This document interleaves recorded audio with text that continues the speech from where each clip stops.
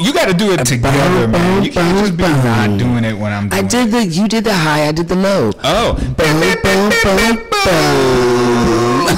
Harmonies. We are the Boys to Men of the DJ Man, morning. I'm gonna tell you, I've always wanted to be those folks that harmonize by the trash can in the cold with the fire. Okay, maybe not that far. A doo-wop group? Yeah, but I want. Yeah, I'd be. You want to be on some old boo-wop, boo-wop, all that. I really just want whatever. That was your cue to jump in there. I just want whatever comes out my mouth to sound right. Oh. Well, guess what? Call it whatever you want to call it. Doo-wop group, singer. Without a little bit of practice and initiative, that ain't gonna happen. I came up with another comedy routine yesterday. You did? We got to get you at Chuckles or something, man. I got to go. There's an open comedy mic at Uptown 78 on Wednesdays. But look at you. Might have to do that. I got my cigarette comedy routine now. Ladies and germs. Tip your waiters. That's crazy. Anywho, good morning, everyone. Good morning. Happy Thursday. It is Throwback Thursday for the social media inclined. Oh my gosh, yes. And it is a beautiful. Is it sunny yet? I don't know. It was dark when I got here, so I don't think so. Well, still a beautiful day today. Because we woke up and God gave us life. God gave us life. So it's fantabulous. Yes, it is a gorgeous 79 degrees outside in the Alamo City. Today will be a triple-digit day. Fortunately, unfortunately, depending on how you look at it. Unfortunate, maybe if you outside. Fortunate if you ain't here with us. Unfortunate if your air conditioning doesn't work. Right. Fortunate if it does. We have a high of 100 today with 0% chance of precipitation. But tonight it will be a gorgeous 76 degrees outside with a 10% chance of precipitation. The truth of the matter is I was watching this morning and they said that when it comes to rain, is that a word? I don't know. Look at me. I don't know. When it comes to rain, the chances of that won't really be kicking off around here until Tuesday. Right. Okay. So it might rain on a Tuesday. I don't know. I mean, the way you said it, I almost look forward to it. What are you looking forward to? A Tuesday. Things is happening. On a Tuesday. Sorry. That is funny. And what are we celebrating today? What are we celebrating today? Are you ready for this? Are you ready? I'm ready. This is... Oh, never mind. I was going to say, this is actually the first day that I've seen in a really long time that has nothing to do with anything you ingest. Oh. But I was wrong. You lied. I lied, yes. Today is August 16th, and it is National Tell a Joke Day. Oh, cool. So this is great for you, so you can practice your routine on me. Yeah, It'll be awesome, but not yet. Not yet. So I'm going to have to wait till next year, because by the time I'm ready, it won't be that day anymore. It won't be today. You don't know. You might be able to let one go. I can tell you know what? Maybe we could do some dad jokes. Dad jokes. So I don't know any jokes like that. We could tell. I mean, you know what a dad joke is? No. Dad jokes are the ones that kind of make you groan. Like, oh, dad, come on.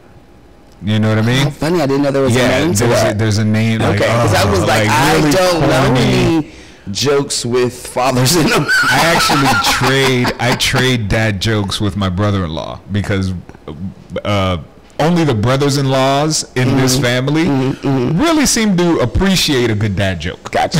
You know what I mean? Everybody else just kind of looks at us like, you guys. So a dad joke is basically a bad joke. Just a groany kind of like, I can't believe. Yeah. You know what I mean? That kind of when like, you're why like, would you say that? Or when you're like, oh, that was funny. There's no actual laughter that goes. Oh, that was funny. Oh, I'm laughing right here on the inside.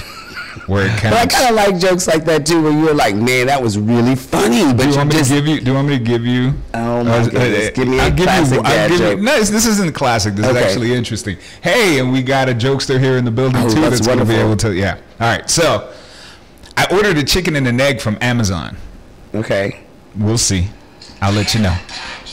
Ooh, I ordered a chicken. I ordered a chicken and an egg from Amazon. I'll let you know.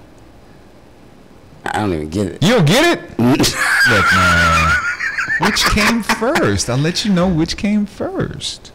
Oh. Man. But you are not on my page today, Nika. Help me. I feel like there was a missing line in the joke, though. All right. No. Am I supposed to ask which came first? No. Okay. No. All right. So I'm going to give you another one. I'm going to give you another one. Okay. Because, hold on. I'm looking through the ones that we, in honor of World Cup Day, what's a soccer player's favorite tea?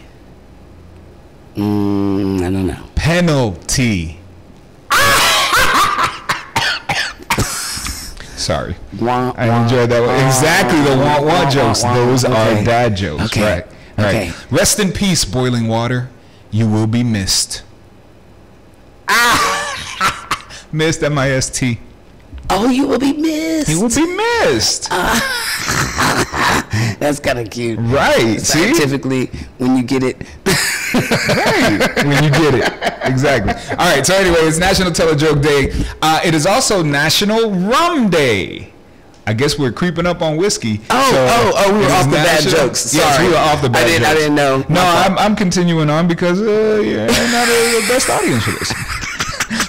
You're not, you're not helping me. Right, okay, so we're on to, so it's National Rum Day. That is beautiful. It is National like Rum Day, yes. I like a good rum. I like Jamaican rum. You like Jamaican rum? Yes, it's strong. So I haven't probably really had any Jamaican rum. Is it named Derek?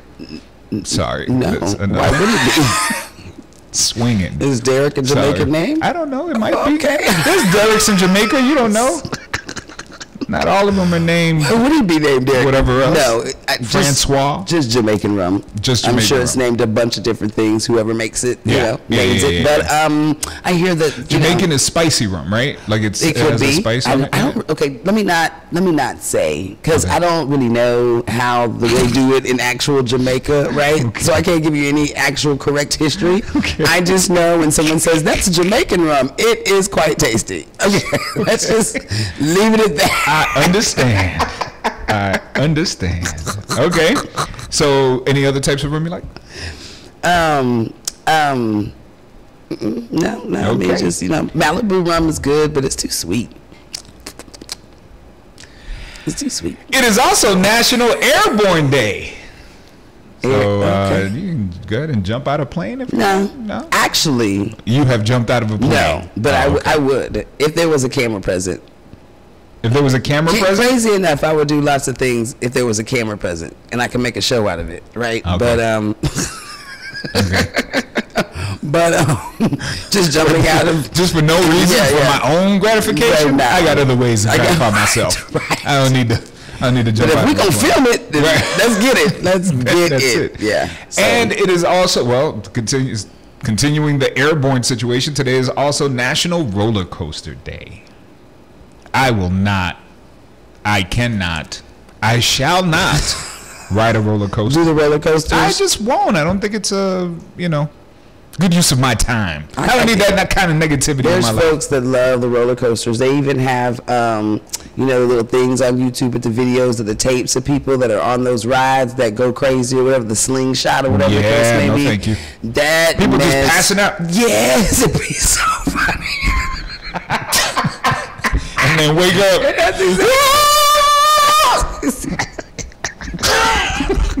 On some old. Man, y'all somebody and they be doing this. And Wake up. whoever's with them, they pass out again.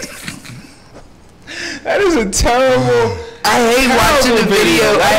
That's why I hate watching it. There's so many of them. And they're You so hate funny. watching it like I you do love because I be watching. like, after a while, I'll be like, you gotta turn that off, man. I can't watch these people pass out. And then the person on the, next to him be like looking at him, but they can't because there's too much wind and stuff. So they just like, The other ones. they don't even really know if they passed out, so they hit that front. And then it boom. Just fall right back out. That is terrible, and you love watching those just as much as you hate watching those. I don't. I just. It's funny. It's the reality show of, you know, because that's actual reality. Right. There's no faking the funk about them passing the hell out. That's not what they trying to do. Man, listen. And you know, they be trying to be real cool. So all the ones that like try to be real cool with it, be scared with it, you know. Yeah, I'm gonna go ahead. Yeah. Go ahead, man. Just pull it. Just pull it. Just pull it. Let's go. And then they be. The terror on and the face. screaming, yes. and then no. Yes. And it always goes from like incredible facial expression to just out, man. Silence and just like in the double pass out was the one, but then you got the ones that are trying not to scream nor pass out nor do nothing. They just trying to get through the ride. So you know that they just like real still with it. Right. You know. There's so many of those, man. Yeah, man. God bless those people. Crazy. They made it through. And I wonder if, you know, that they say that people that jump out of planes and stuff like that always end up wanting to do it again as soon as they hit the ground. Like, it was like terrifying, but then it was so exhilarating. They're like, oh my gosh, let's do it again, and they want to just run into the plane right away. I wonder if that's the same thing for roller coaster people. Well, I think it. Maybe I think maybe it not is. this one. Well, no, because I've seen on some of them they're like, let's go again, right? And so I've seen people do that. So it definitely is for roller coaster folks too. Yeah, not for me. I'm not a big one. I know when I went on the Rattler, whatever the heck it was, when they built it here in San Antonio, and it's the biggest roller coaster and all this, and it got wood. Man, all I kept hearing them, you know, them side, throw your body to the side and come back jerks, and then the stuff, you hear the stuff moving, you be like, I hope that's right, you know. I hope that wasn't my liver. No, I hope that wasn't the board. Like, forget all that. All I'm hoping is that nothing falls apart while I'm on this thing. Nope. Yeah, and there's too many sounds. So I thought I was cool one time, right? Thank God I married her. But I went on a date with my wife to a carnival when we were dating. And you went on the roller coaster thinking that you No. I didn't get on a roller coaster. Don't be putting that on me. I rebuked that roller coaster riding. So I was looking around, like I know she loves rides. She loves a roller coaster. She loves a thing that tilt the world. She loves a thing that spins her around, and you know, she loves that stuff. I do not. So I'm looking around trying to be cool, trying to figure out, okay, which one of these rides can I go on and still be cool that she would enjoy? Right. So I chose the pirate ship.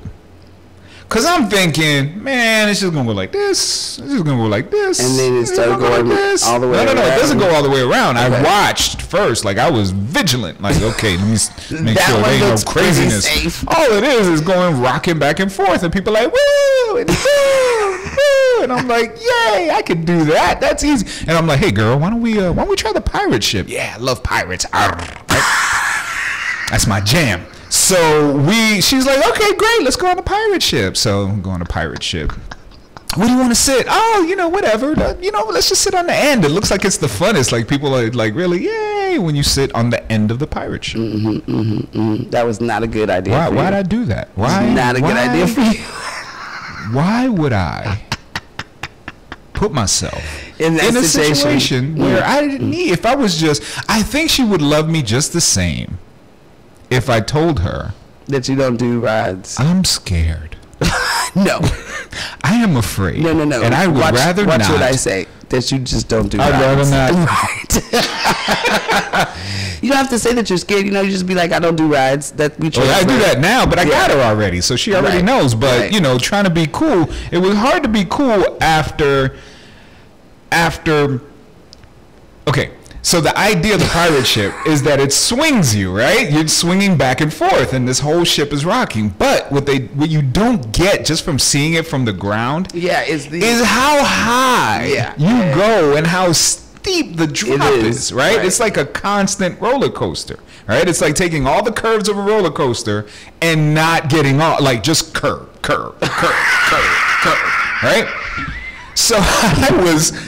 I was completely. Can I just tell you? I'm so glad she is a wonderful person because I was literally down. I was trying to hold on.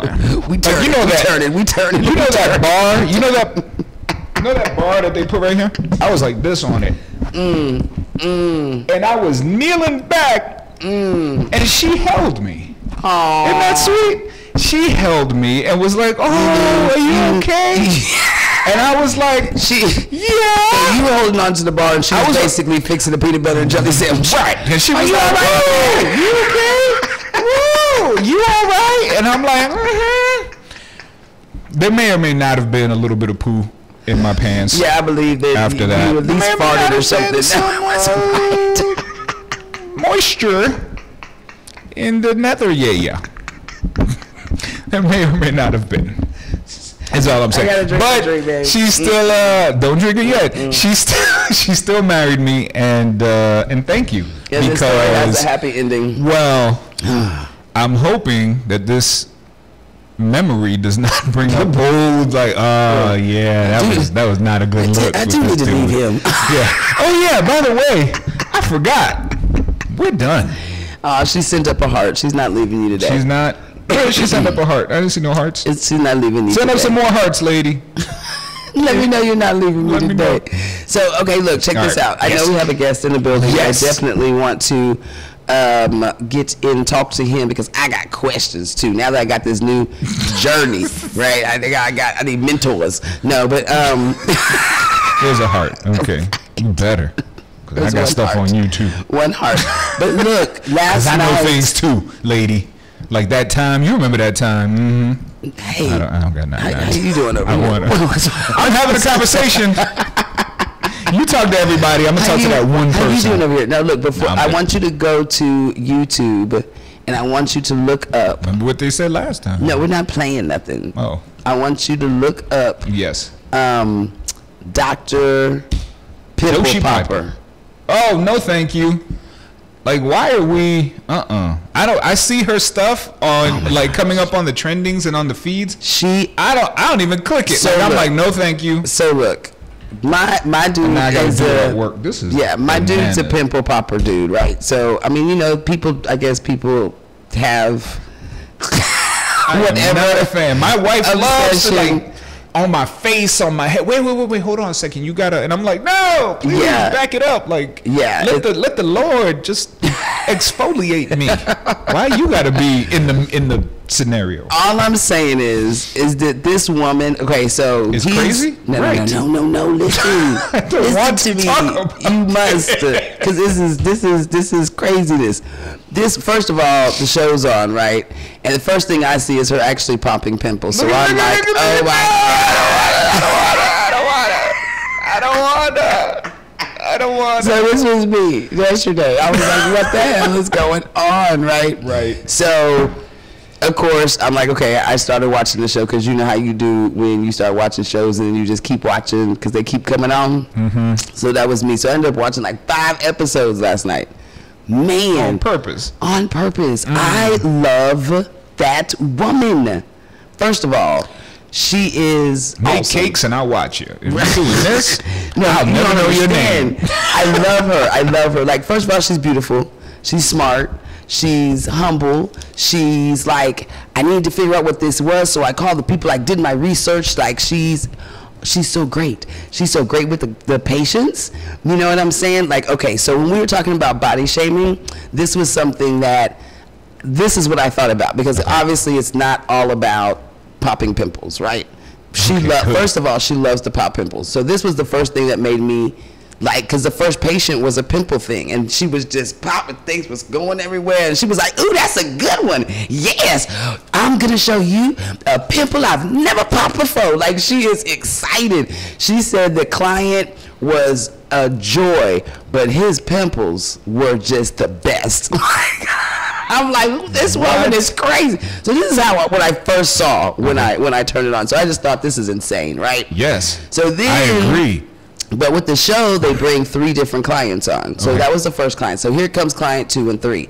Now she also does like pretty much anything that she can, cosmetic, that she can do. So removing cysts and removing them tumor things that be, you know, growing, and I can't remember the name of what most people have, but it's like a life underneath your skin.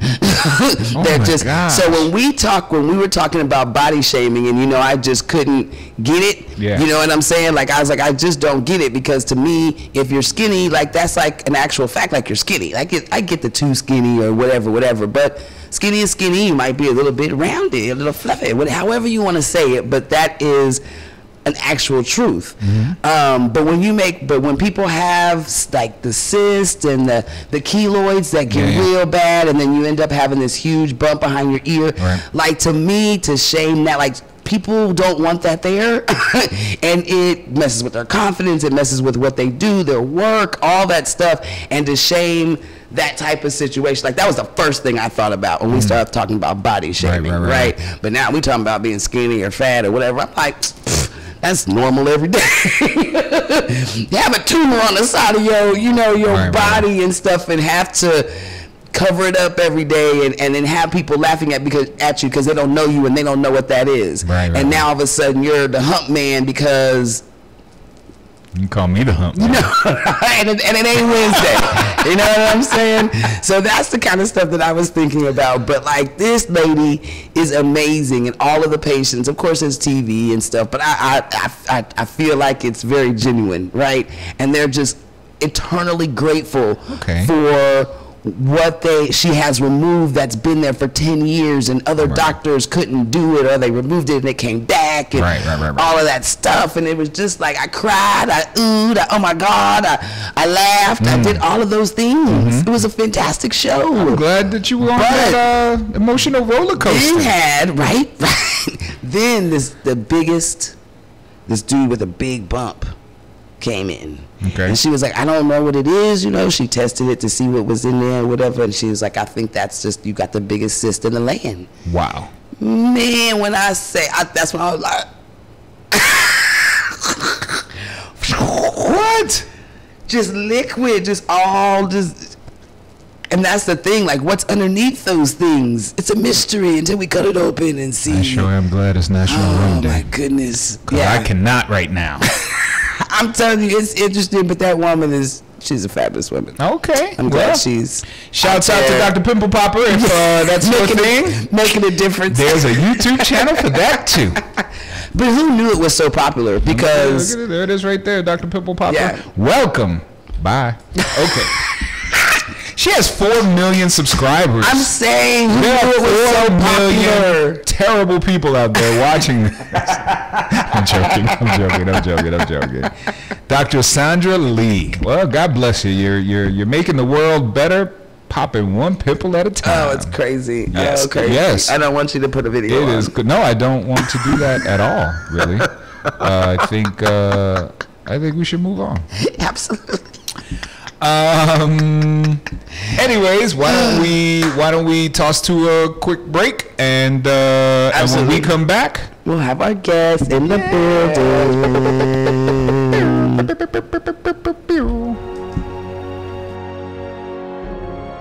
It takes a village to help somebody get their diploma. Changes your whole life. Find free adult education classes near you at finishyourdiploma.org. Marie, you have prediabetes. Prediabetes? I don't have time to eat right or exercise. I'm a busy mom. Oh, you're a busy mom. Yeah. This is great news. Busy moms never get prediabetes. Wait, what? Let me just... Yeah, this is all the people at risk for prediabetes, and way over here, busy moms. No?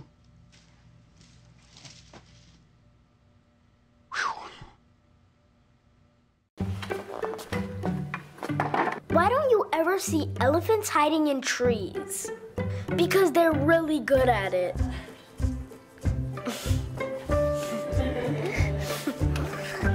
Yeah, I get it. If you smoked, this new lung cancer screening could save your life. Visit SaveByTheScan.org.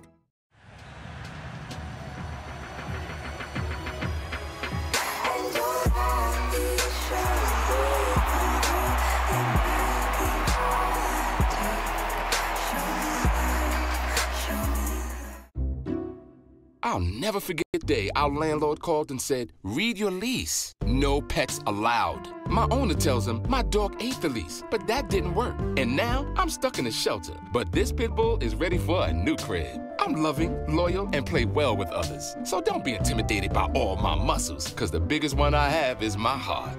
That's right, I said it.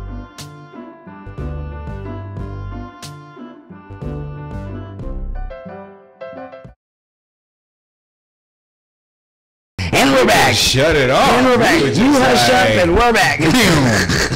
Exactly. I love it. I love it. I love it. Yes. All right. Hi, Nika. Okay. It is National Rum Day. I know. I want some rum, too. I'd appreciate some rum right about now. Ladies and gentlemen, as you guys can see, we have a guest in the building. This is the incredible Emmy Award winning Mike Robles, who has joined us this morning. You gotta talk into the mic though, man. You can't. Is it on? Is it on? I can't hear nothing. Hello, is this on? Hold on. What you got going on over there, Nika? It might just. Oh. We just gonna flip. Technical difference. Please stand by. Right. For us to plug in plugs. For us to plug in plugs. And plugged in. And we're plugged in. Are we gonna have to pay for that?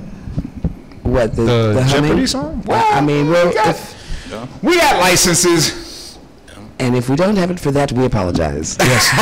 The views expressed by Ziz's humming are not necessarily those expressed by the station, or anybody in the 5-block radius. Yeah, we apologize. All right, so hi, honey, how are you? I'm good. How you doing? Doing really, really good. So you have a big show coming up. Yeah, we have a big show coming up this Saturday night at Jokes is 22. It's Local Comedy Jam. It's with Joey Medina. And if anybody's familiar with the Latin Kings of Comedy, he was one of the ones there with George Lopez and Paul Rodriguez. And so he'll be headlining. I'll also be there. Awesome. And about 2 or 3 of other Texas's funniest comedians. I love it. Yeah. So this is like a follow-up from our last show, which was Breaking Bad comedy show, which was great. So we just followed it up with this show. I love it. So now tell us a little bit of your history for folks that are like, who is this handsome man that entered the building? Well, I'm Zay, but this guy next to me is a good friend of mine named Mike Robles, and what was the question? he is also. What was the question? Yeah, he's just a little bit of your comedy history. Comedy here? Yeah. I moved back all the way to New York. That's where I started, New York City, the Bronx. That's where I'm from. All right. And then I got a big show called K Locos, which I did, and that put me on the map nationally, but that's where I started. I've been doing comedy for like 25 years now. I love that. And so, of course, I always ask all the folks that, I know you've worked with all kinds of people. Yeah. Who's been your favorites? They're all good. George Lopez probably would be my favorite. Okay. He's a cool guy. I mean, I have a lot of favorites on stage. Right. They're all funny. But off stage, there's cool guys and there's guys you don't want to deal with. Yeah. So he's definitely someone I would want to deal with. Yeah, so George is on and off stage. I like that. Cool guy. He keeps it real. I like that. Yeah. So I've recently discovered my passion for being a comedian. Yes. All right. I don't know where that's, where this thing is, but I can. Or the accent is. I know, that just came right now. The accent comes when I discover things. When I discover things. She discovers the Himalayas and comedy. When it comes to comedy, it's all about attitude. I believe that. So, you have attitude. You just go up there and just say what you got to say. Eventually you learn how to structure it, but if you're up there being real, like I say, people always, what should I do? I go, just be you, be real. What that means is just be you. Go up there and say what you got to say. Right. Can't be intimidated by the crowd. Right. No, I remember the first time I did my first show, it was like I took a comedy class, and after the 4 weeks, everybody brings somebody, so you kind of have the room, like people know everybody. So I destroyed. The first time I'm on stage, 7 minutes, I said, gee, this is for me, right? And then the next night I went to an open mic, and I just bombed. I mean, it was horrible. The night after that, bombed. I bombed for like a week straight. Oh, wow. Yeah, like nothing. I mean, I performed in front of in New York at gay clubs where there's just one couple making out in the front. And it's like midnight, and I'm trying to tell jokes. Hey, where you from? You know, they would kind of like look at the stage, look at me like this, and they go back to kiss and make it out. I was interrupting them. Right. Like I was at their show. This is like midnight. I'm from that ass. We 1 in the morning on a Thursday night, and then at that time I still had my day job, so I have to get up at 7 in the morning. But this is what you have to do if you're going to do stand up. You know, sometimes you got to sacrifice. Right. But yeah, I'll never forget that. Bombing was like. That is crazy. And then to go through so many weeks of it after thinking, oh, I can do this. And then going through so many, you know. Hey, you start making choices. You know, am I good enough? Am I not good enough? Should I do it? Should I not do it? So when was the moment you were like, okay, I'm going to stick this thing out now? When I started with my stand-up, when I started bringing in the same amount of money as my day job, is when I said, you know what, I would have put full time into the comedy. Less hours. Got to have a leap of faith on that. Wake up when I want to wake up. No, comedy's not bad, right? The comedy? Yeah. I don't know, but hanging out with you is not bad. Right. So do people do you like, you know, when you with singers a lot of times, as soon as you meet a singer, you know, you just like, hey, sing me a song, you know, let me hear you sing. So with being a comedian, same thing, right? Tell me a joke. Tell me a joke. Like, you know. You're like, what? Really chill out, man. A lot of people say that, you go like off stage and at the same on stage. I go, I can't be a comedian 24 hours. Right. But I understand what they're saying. But yeah, you go out somewhere, they go, hey, tell me a joke. You know, it's like, you know, I don't know, if you get somewhere and there's a doctor, like, oh, you're a proctologist, you know.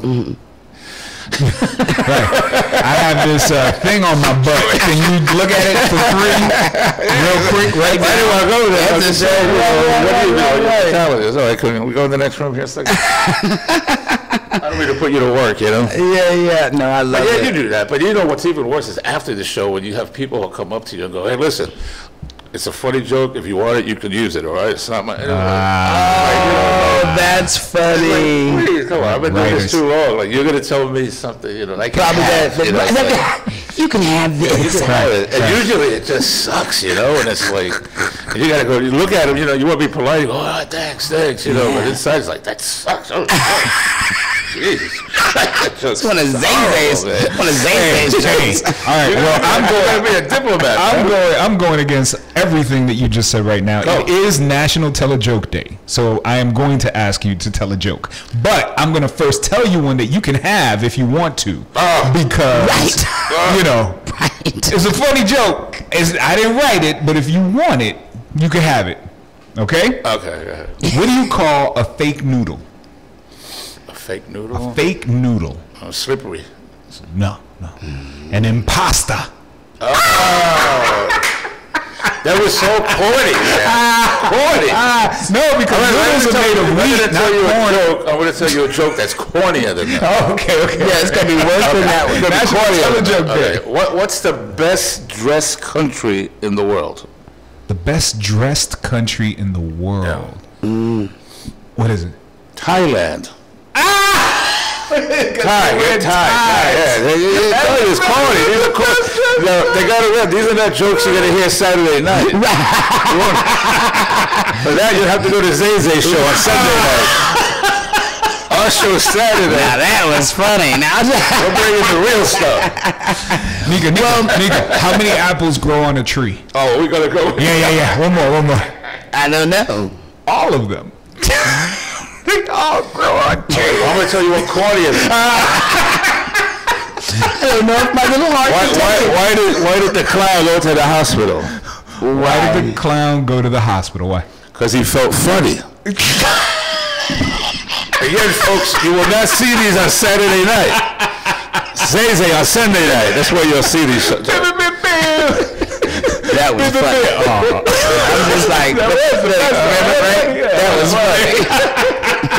You might not hear chuckles coming out, but that was funny. I'm like, cause he felt funny.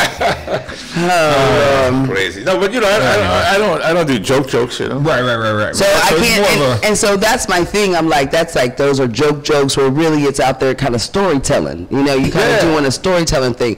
So in my mind, I'm like, I don't even know a joke, but I just turned my girl's joke. I'm gonna try to turn that into a joke. Okay. So, why does my girl D? Oh man, how do I turn it into a joke? Hold on. Okay, why does my girl D stare at the oven in the morning? Why does your girl D stare at the oven in the morning? Mm-hmm. Why? Because the biscuits grow up so fast. Now you can use that if you want to. No, you can't, because that's called her joke. Yeah. It's her joke. So she was on stage. Then don't steal that. Don't steal that. She was on stage storytelling, basically, Okay, right? And so she was saying how much she liked food and all that good stuff. And she's like, man, I love food. She said, I'm telling you, I watch the biscuits bake. And then people are like, I watch the biscuits bake. I mean, they grow up so fast. You know what I'm saying? But the way she did it, the confidence, how it came out was like, that was funny. That was funny. So is this the way to start? Is maybe jokes, or is joke telling? You want to start, whatever you feel comfortable. I would start with jokes. It's very, you write it and then you build on it to become a story. Okay. If you're gonna go up there the first time and try to tell a whole story, it might not. It might not work out. Have punchlines. Get the people laughing. Otherwise, it's just a story. Who do you think is the last great joke teller that made it to like your level? Like who's the last great joke teller? Or has there ever been a great joke teller? To me, joke teller, I'm thinking Rodney Dangerfield. Because he's like, let me tell you a joke. Let me tell you, this is what this joke is. No respect. He was a joke teller. Yeah. Like, why did the chicken cross the road? Type joke teller. That's why he was crazy. But yeah, I mean, there's a lot of funny guys out there now, though, doing their thing. But I would just start, for example, like on Facebook, you have to, like when I post, I try to gauge certain jokes. They're not like finished, but I gauge it by the likes I get. They don't tell me like, I should work with this and that. Gotcha. I can't do the whole story because it'd be like 3 pages. Right. So, for example, the other day I put this up there. I said I'm at the KFC drive-thru, and this lady says to me, "We only have white meat." I'm not. It's already a problem, right? No, take that back. See, I said no, but let me reply. She tells me at the drive-thru, she goes, "We don't have white meat. We only have black meat."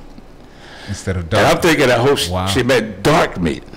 And so that got a lot of responses on Facebook. Right? Yeah. So I would, that's something I would work with. Right. So I might, you might tag it like with the audience to go, "Have you ever had black meat?" Have you ever had black meat? So now there's different ways, you can go with that. Just, you can have fun with it. How do you know you're at a racist KFC? If they ask you for white or black meat. Right. There it is. And an act is born. Boom, and I stole your stuff. But now with comedy, they write themselves because all you hear in the news is about Trump. Yeah. So I mean, that guy's a joke. It's hard to compete with him. It's not. But okay, so I always hear that for comedians, when you have, it's bad for the country, but it's great for comedians when you have this type of president in office. Do you subscribe to the same kind of thing, or? Well, yeah, but at the same time, he writes his own jokes. You kind of like, it's hard to top his jokes, honestly. You can make fun of him, but the dude is funny. Right. Right. Read his tweet. I'm not gonna, the guy could probably do stand-up. You think Donald Trump is funny? I think he's hilarious. Really? And most comedians do. Like Cat because Williams. He's being himself. Yeah. He's not hiding nothing. He's just straight up. Right. It's like Richard Pryor. Either you love him, or you hate him.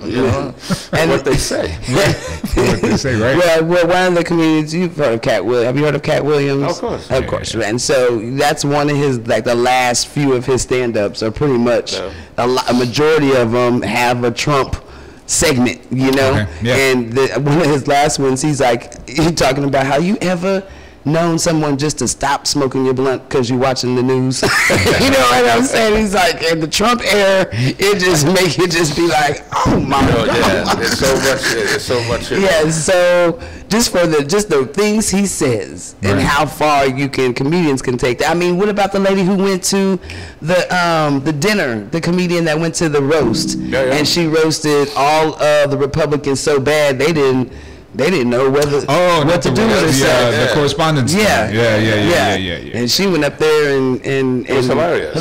And now she has a Netflix show. But that's something we see with comedy today. It's become so PC, politically correct. Yeah. You gotta be careful what you say now. Yeah. One little wrong word, one little wrong meeting, and the next thing you know, your career's done. And And that's never been, comedians to me have always gotten the pass to be able to, if for lack of a better term, make fun of, talk about, put it out there, whatever the case may be. As long as you were an official comedian, you got a pass for it. I mean, I'm for real. You couldn't be a fake comedian. You couldn't be almost there. We had to know you as a comedian. Right. Then you could talk about the handicap. Like it was literally like that, right? But you just couldn't be a normal person talking about the handicap. Right. That's It's all about being a comedian. You know what I'm saying? Say whatever you want and you go, hey, he's a comedian. Yeah. And that's... You remember David Letterman, right? Mm-hmm. David Letterman came on national TV and announced to everybody that he cheated on his wife. He goes, I'm here to tell you that I did something I feel very bad about. Boom, boom, boom. The audience starts laughing. But they think it's a joke. Right. Comedian. And he's waiting for it. But the truth was he was being honest. It was real. I'm trying to sincerely apologize. No, I mean, I'm really trying to confess to this murder. These people are just laughing at me. Like I didn't do it. Right. What's wrong with you people? Somebody drag the body out here. Let's show them the body. Right. So I can be. They can take me for real. It's crazy, man. No, but that's true. Did I tell you I wrote a book? No. I wrote a book finally, man. It's a novel. It's called what's it called? Sex with an Old Orange. And it has to do with sex with an old orange. Okay. It has to do with a porn star that has sex with the president of the United States. It's a fiction, by the way. It's fake news. It's not real. It's fake news. It was an affair, something like that. What? So here's the problem with my imagination, right? I'm in here, somebody's having sex with an old orange, and then it pops in, oh, Trump orange, Chico. Wow. You're gonna get that when you get home. Those are me. Yeah. An orange, huh? Those are you. So you have to think about it. So it's fiction. Huh? It's fiction. It's a fiction, yeah. Another fiction is they found somebody, where was it, in El Paso that you had? A guy was stabbed, not in El Paso, in Juarez. Mm-hmm. This dude, the drug lords, they found a guy who was stabbed 250 times. Oh, good Lord. Oh, my. They believe it, like 250 times. And I was thinking to myself, who the hell stabbed this guy? You know, was it Michael J. Fox? Who stabbed this man so many times, you know? So horrible when you think about it. Mike. All right. I'm sorry. Let me change it. So this guy was stabbed 250 times, and I'm thinking to myself, who the hell stabbed this guy? Was it Muhammad Ali? Who the hell? He said, change for the demographic. Pick a name. But Michael's still alive, so what's taking? Now, folks, this is comedy. You see, now this might be PC incorrect. I don't know, but this is the beauty. But see, right, and it hit me like 1, 2, 3. Oh yeah, that's bad. Oh, he's so bad. Yeah. But you get a pass because you're a comedian. Yes, sir. But those are ones you'd like to leave them. Sometimes you want people to think. Yeah, no, absolutely. Sometimes this horrible stuff that goes on that you gotta, that you put out there. Yeah. You gotta put out there just to think. But I do that. I talk about religion, sex, all this stuff. I don't just talk about one particular thing. Yeah. Relationships, that's always been a number one topic, Right. So let me ask you this, because you switched so quickly when trying to make sure the demographic was correct. So have you ever been to a place? Does it matter? Men, women, different races, ages. Like when you do comedy, when you walk in that room, do you have a set of jokes aside for anybody that you might look at? You know what I'm saying? Yeah, you have a good idea. I have enough material to kind of to get it everybody. Yeah. But I usually stick to what I want to do. Right. To me, it's just how you give it to them. It's like Absolutely. It's like medicine. These need a little cherry flavor. These like it raw. These don't. Yeah. So it's sometimes you got to slow it down. Yeah. But once they like you, then you pretty much can say anything you want. Yeah. So you don't have to necessarily, like you said, just go up there and be yourself. I'm sorry? Just go up there and be yourself, whatever it is. Because, I would think, because since I'm around a lot of the urban world or whatever, and I go to church, so I can get a lot of church jokes in. I can get a lot of, stuff that... color folks be doing. You know what I'm saying? But I can also talk about my white girl days because I went to the white private school. You know, so the white people, I got a good handful for them too. We have an actor. Yeah. So I guess I just got to figure out which one, because you know I don't be wanting to get stabbed after shows. I just want to get somebody. I just want somebody to buy me a latte. Right. I'm not trying to. Maybe a pumpkin spice. So that's how you feel about white folk. Right? Well, maybe that's what you can open up. You know, you can open up and you go, where the white folks? You know, I don't see no white people here. You know, I'm not used to all these black people because I went to an all-white school. Right? Yeah. Boom. What are you guys doing here? Have we met? What's your name? Shanakwa? Never heard of that one. Where's Mary and Katie and all those? Yeah. Where's Tammy? Y'all gonna get none of my pert jokes. And then you got to pull back and go, I'm just joking, and then, you know, get ready to attack the stage. You don't want to piss them off. Right. Then I'll just be like, Dangerfield. Let me just pull out my weed jokes, man. You have weed jokes? I have, of course. Oh, yeah, let's see a weed joke. A weed joke? Yeah, you said weed joke, right? Oh, an actual joke, or do I have weed? Well, both. Why don't you bring out the weed first, and then we'll just tell the joke. Let the weed be the appetizer. Are we still broadcasting? I don't know if have we been knocked Somebody out? Say a weed. No, you know, honestly, I don't do drugs anymore. The last time I did drugs, believe it or not, I don't know what it was. It must have been lace, though. But it took like an hour. And all of a sudden, I started thinking I was a lizard. That's not good. Hell, that was not good. I had a tail, everything. And I would walk and I would go, I would feel the tail. Yeah. So I went to the emergency room. Because you felt funny? Sorry, continue. Sorry. I went to the emergency room because I felt funny. And so anyway, so the lady behind the glass there, she like opens it. She goes, "What's the problem?" And I whispered. I said, "I think I'm a lizard." Right? Oh my God! I never saw that window close so quick. Bang! It disappeared. Closed the curtains and everything. And I'm standing out there like, what the fuck? You know, like, nobody's here to help me. You know, I'm a fucking lizard, and they left me by myself. You know. And they left me by myself. Yeah. So I just like tapped like on the glass, like. She opens the curtain and she cracks the window open just a little bit, and she reaches out and she gives me like 2, I guess, painkillers, sleeping pills. Mm-hmm. She goes, "Here, the doctor said take these, you'll be fine." Click. Oh my God! And I went back home, and I took the damn things and I fell asleep. 3 hours later, I was awake again. Were you still? I was still the lizard. What? But I didn't go back. So you know how when stuff happens. I'm sure everybody's experienced this, but it's so bad you think you're gonna die. Oh, I'm about to talk about the lizard part. God, oh God, please get me through this. If you get me through that, I'll never do it. I'll never do it again. Yeah. And then a month later, you know. We lizard. I started smoking while God was asleep. You know. Because he takes naps. You're awake. You don't hear what I'm praying. Okay. Now hit it.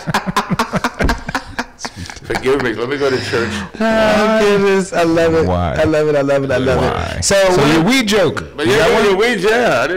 I want to hear one. Oh, I told you I don't really. I mean, I have jokes. I'm funny. I'm funny on weed. I mean, I'm funny. I got funny things about weed. I got all kinds of stuff. I'm making you laugh now. See, I got jokes. And scene. You're welcome. But yeah. I mean, I feel like I could be. Yeah. I mean, you know, Walter Campbell is on here. Do you know Walter Campbell? Sure. He said, "Is that Mike Truvette? What's good, Walter?" What's up, Walter? Yeah, he's wherever he's at right now. Where are you at, Walter? Weed is crazy. He's funny. You should smoke either weed if like your other partner doesn't smoke weed. Mm-hmm. If you smoke weed, your boyfriend should smoke weed. Like I smoked weed. Let's say my girl doesn't smoke weed. Mm-hmm. You'd be high and she walks through the door. It's like, oh shit! Look at the size of that head. Oh my God! How did you get through the door? Look at that head; it's huge. Oh my God! Watch your language. Yes. You gotta watch your language. I'm sorry. Yeah, I'm whipping out some material on stage. I'm sorry. You should have bleeped that out. See what I'm saying? He said bleep that out. Bleep that. Whatever. It's too late, Mike. At the end of the day, my message is don't smoke weed if you're in a relationship. That's the At the end of the day, okay. I'm sure I'm not the only one that's been through this though. Yeah. So what about the hecklers? Heckler. I'm trying to get all my comedic lessons before I get. It's funny. In all my years, I've been maybe heckled once or twice. I would love to career without a heckler. The attitude and the energy and my moving on stage is so quick. You don't really have time. Gotcha. I've noticed the comics that get heckled are the ones that are kind of very slow. Where people have time to get. You have time to shoot in a heckle. Yeah. You know, but if you're in there, even after you joke, physically you're doing something. It's usually they can tell, man, in your voice. You know, they know who to mess with and who not to mess with. Yeah. I think. Yeah. You know, I had one guy though. It's funny. I'll never forget in Houston, and this guy here is sitting, you know, like this. I hate when they sit like this. They're like, you know, like make me laugh, you know. Yeah. And his girlfriend's right behind him, you know, like with her arms around him, you know. I guess he's Macho Man at the time. Right. And he starts just yelling stuff like, that wasn't funny. So I ignore you 3 times. The 3rd time I'm coming for you. Right. The 2nd time is like he looks at his girl and he goes, he's doing all these things, you know, to annoy me, right? Right. So I said, hey, what's your name, man? And he tells me his name, whatever it was, right? I said, how much did you pay to get in here?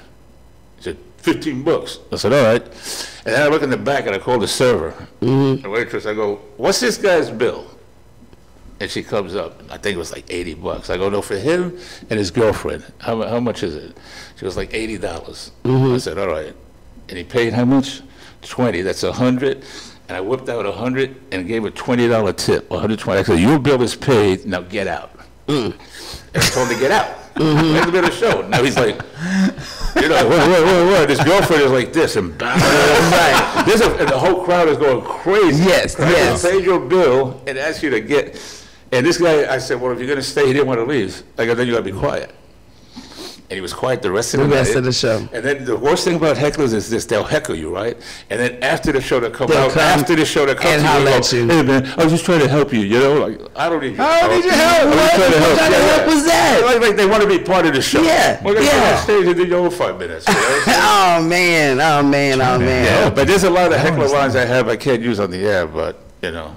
They're good to keep them quiet. Let's put it, you know. So you over the course of your decades-long career, you've been able to put together kind of or have things in reserve just in case, or is it all like spur of the moment, like for instance the paying the bill? Did you think of that before, or did you just on the spot like paying that guy's bill and saying get out? Or that happened on the spot. That happened on the spot. Yeah. So yeah. Because as I said, yes, happened on the spot because now it's war, man. It ain't like pre-planned. Like what should I do? It's like, all right, you want to go there? Let's do it. Yeah. A couple of days ago, I said I got paid. I'd be in the shower 3 days later, like, I should have said that. I should have said that. No. When it's a heckler, man, it's war, man. Yeah. I don't regret anything I say. I say vicious things with people, man. Really? Well, yeah, they're gonna mess with me. That's true. That's true. You're gonna play that game, and none of it is pre-planned. Like none of it. If a heckler comes at me like this, I'm gonna come at him like this. There's one heckler like, you know what? You're so hilarious. It would be so funny. I said, I'll tell you what. Come up here. I'm gonna give you the mic for 20 minutes. Make this audience laugh, and I'll shut up. Right. No, man. Let's do 5 minutes. Yeah. Leave the mic on. I go on the stage. I go, let's hear it for this guy. Come on. They don't want to go on stage. Yeah, you can't do that. Yeah, you have to, I don't like doing it, but right, they disrupt your show. Yeah, you'd rather just do your show and enjoy it. It's like a pilot. You're going to fly a plane, right? And then knock on the pilot's door and start heckling the pilot, right? Right. Crash the plane. Right. You don't know where you're going. You don't know what you're doing. You said, go faster. Oh, man. So I love it. So you've been in comedy for 25 years. 25 years. Now I'm in Texas. And now you're in Texas. Sounds like a prison sentence. No, the way I said it, I don't feel like I'm in prison. The way it sounded, the way it came out, I was in Texas. I was telling y'all, we was talking about Texas yesterday. Texas, probably the safest place to be. Yeah, no, it is. Yeah, because these crazy... Texas is safe, actually. These crazy country folk. People are nice in Texas. I would give it up, of course. They're very nice. And and the schools are better, New York is New York. Oh, you came from New York. Yeah. That's right. I don't know. You're like the city in the world. You know that, right? I'm sure. They have the best weed, too, in New York. Just so you know, yeah. I might do that. I'll tell you the spot you can go to after the show. Man. Thanks. All right. Calm down, people. You say G Street, you say. They sweat just a little bit above Just a that. little bit. Just a little bit. He said I 132. can't care about it more than you guys now.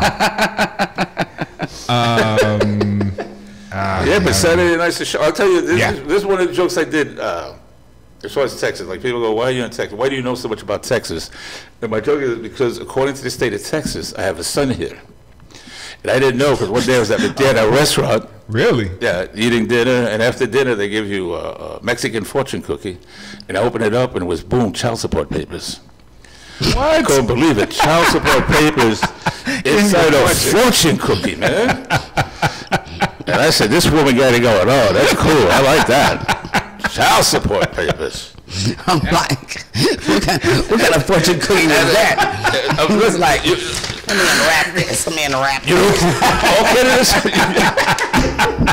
You know what? All kidding aside, though, but there's a Mexican. You can Google it. Mexican fortune cookie. It's this big.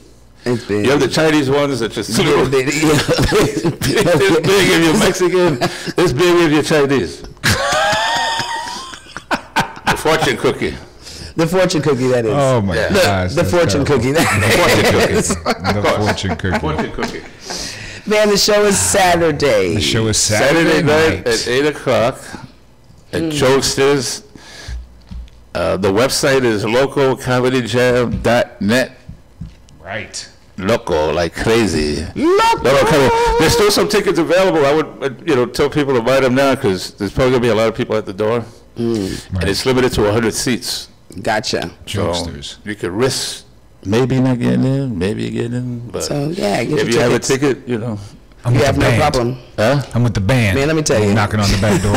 Hey, one guy walked I in done with the used band. I that said, a I'm not couple in a times. band, man. I don't. This ain't a band. We travel solo comedians. That's a band. I've used it a couple times. I have. Sorry. There's people, some people have no shame, with the band, they'll do stuff like that, Right. There was one guy after the show, we said, listen, after the show, the after party is at the club next door, right? Mm-hmm. That's where we're going to be.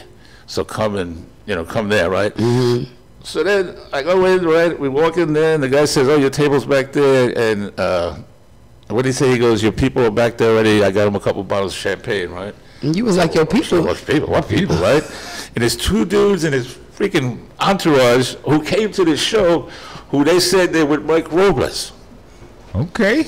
You see? And that he's coming in 5 minutes, but he told us to come here and set it up. Wow. And I was so pissed off, man. I was, seriously. Where man. was this? What city? This was in Houston, man. This was in Houston. And I told the club owner, I said, Might you know have what, to do me a bring that favor, trip. man. Go there and get rid of the champagne bottles, bro. If they have a problem with it, tell them to come see me, right? Mm-hmm. And he went, he got rid of it. And then they try to find you, hey, Mike. And with them, I just like, leave me alone, man. I don't know you, man. Yeah. Wow. Yeah, you don't wait for me, man. I didn't play how you gonna do that? What man? a hustle, though. What a No, hustle. absolutely. Absolutely. When you're trying to get, look, I can show you on both sides. Oh When my you're trying to get backstage or in clubs or, in a certain position, people will say pretty much anything. Man. I've seen. Hi, I'm with Bruno Mars. He told me to come and set it up for him to make sure. Yeah, not yeah. How about, let me ask you, Even more. when you, let's say it's a comedy show, let's say backstage at a show, do they have a lot of people backstage or just certain people? It just depends on who is obviously at the comedy show. Now, if it's like nationally famous folks, there is always at least between 2 to 8. You can have sex with me tonight, ladies. Oh, God. That try to make their way backstage, and then there's usually, some media folks getting pictures or interviews or whatever. And there's not a ton of folks, but then again, it depends on who it is. But there's always folks that, like I said, everybody got a groupie, man. I don't care what it is you do. If you on stage and you do something in front of the camera, there's somebody back here saying you can get it. That's true. Well, we were doing the Kid Locals tour. We were going like all over the country with Kid Locals, like 20 cities, and there was always that. And even some, it would be like me and like 6 other comedians. Mm-hmm. And it was my show. I produced it and everything. And these comics, a lot of comics, bring girls back there. Absolutely. There were groupies back there. Yeah. And what would I do? I threw them all out. It's like, out. Who you with? And they thought I was crazy. I said, no, this here we're a performance show, man. We're not here to like lounge around. You're getting paid to perform. Right. So I want you to do your show when you're done and go in the parking lot, do what you want. Right. But backstage, it ain't happening. Right. The same thing with alcohol. Yeah. Well, People thought I was crazy, but see, what they don't realize is that if something happens back there, I'm liable. they're going to sue me. Right. These comics don't realize that. Right. So someone's drunk, they're drinking, gets hit with a bottle, or someone says they Anything were happens. abused or physically touched, it's me. Right. A lot of people don't know that. Yeah. See? So, I have to play both roles. I'm a comedian. I'm your best friend. We'll do comedy together, but I'm producing the show, man. It's serious business. Well, when Eddie Griffin came down, we didn't have there wasn't a lot of people backstage, but I could tell you, we sat back there and had a 2-hour conversation because it was like, I felt like I had he went through 3 routines. I was like, all right. Eddie, no, off. I was like, Eddie, you already got paid. Can I go home now, Eddie? Eddie, Yeah. Just let me tell you one more thing. There's no curtains back here. I can't turn the mic off. We need you to shut the hell up.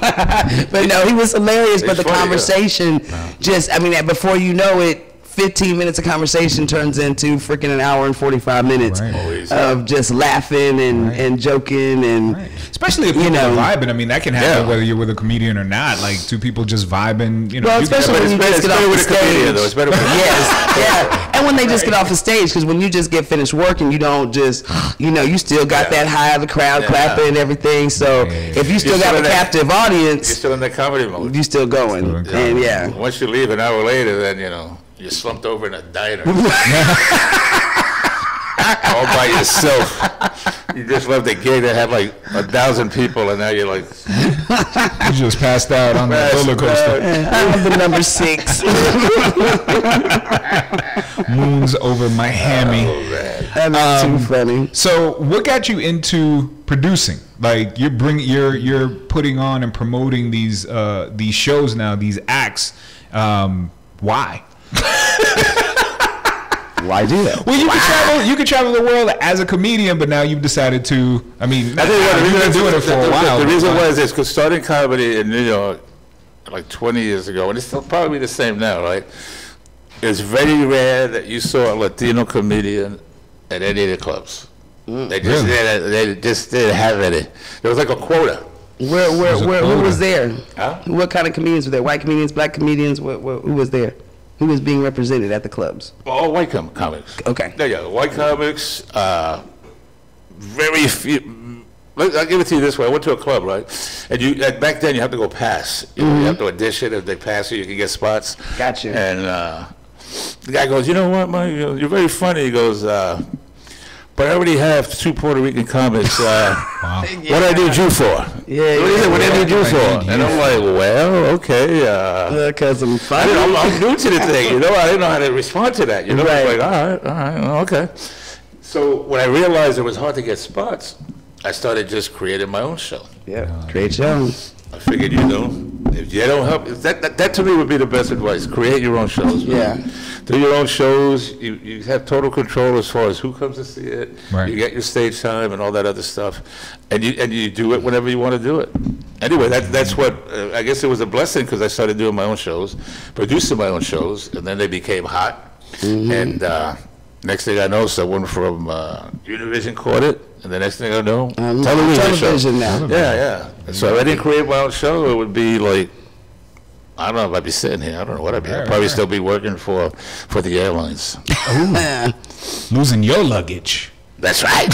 And being real funny about it. Being real funny about it. Especially when they call, you lost my luggage. I go, and? Well, I'm in Puerto Rico, and I just came from New York, where it's 0 degrees, and I still have my coat, and I'm sweating on the beach, and I don't know what to do.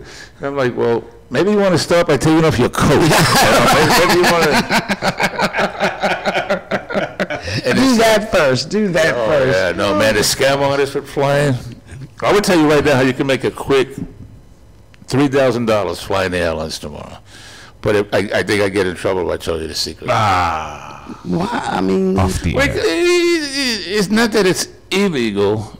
but it's kind of, it depends how It's dubious. It depends on how you look at it. It is of dubious I'll legality. just leave you with this, all right? Just keep in mind, every time you leave the airport, there's no one checking your bags. That's all I want to say. Oh, yeah. So just grab about 20. No, the 20 is not going to get you 3,000. Oh, okay. I'm talking about getting 3,000 from the bags that you never got. Okay, well then let the people in on it. Huh? No. Let the people in on Do it. your own research, people. And, Do your research. All I'm saying, people, we're next not time you promoting- leave the airport, there's no one checking your luggage. That's all I'm saying. So my question is, did I get it? Did I not get it? I don't know. Did somebody get my luggage? How do I know? Let me ask the guy who checks the luggage. Oh, wait, there is nobody that checks the luggage. All right. That answers that question. Well, maybe I should go back inside and report my luggage is missing, right? Because I never get it. Or did I get it? I don't know if I got it. But if I didn't get it, if you didn't get it, then you want to go in there and report missing luggage. All right. Now, what did you have in your luggage? Woo! Tons of stuff, bro. You got holler. He said, woo-hoo! Tons of stuff. How many bags? All them beats. How many bags? I think there were 3 bags. Oh, Lord. Mm-hmm. There you go. It's Yeah, all right. he's plenty. He won't go to jail. He's a comedian. It's okay. I'm joking. It's a joke, man. Is that beat of sweat again? It's a joke. People are crazy, man. I tell you, this is. I think that's why I became a comedian, because working for the airlines, people were just insane. I had one guy who came, I think he was from Iran, right?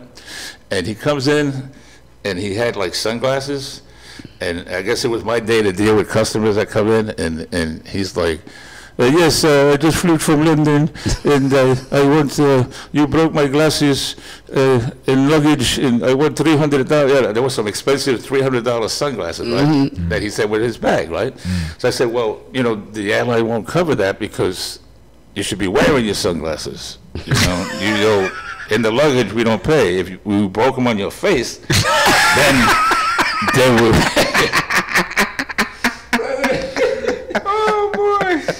He goes, you're American pig. That's why he started to curse me, because you're American pig. Why do you think Allah put an ocean between us so we do not be together, right? Wow. So I said, damn. I said, so what are you doing here, right? I swear to God. I'm like, what is it? He goes, oh, my daughter, she goes to University of Michigan, right? I said, oh, okay, so it's good enough for your daughter to come here, but otherwise we're pigs and we're separated, but your daughter's okay, right? So you know what? F you. And it's like that. I told him, man. Crazy. Suit and tie and everything. I always do. Knowing I would lose my job, right? I want to speak to your supervisor right now, right? So I set my supervisor up real good, man. I go, listen, this is guy from Iran. He's really crazy. He's cursing. He thinks Americans are pigs. He said, you're a pig. I'm a pig. Where is he?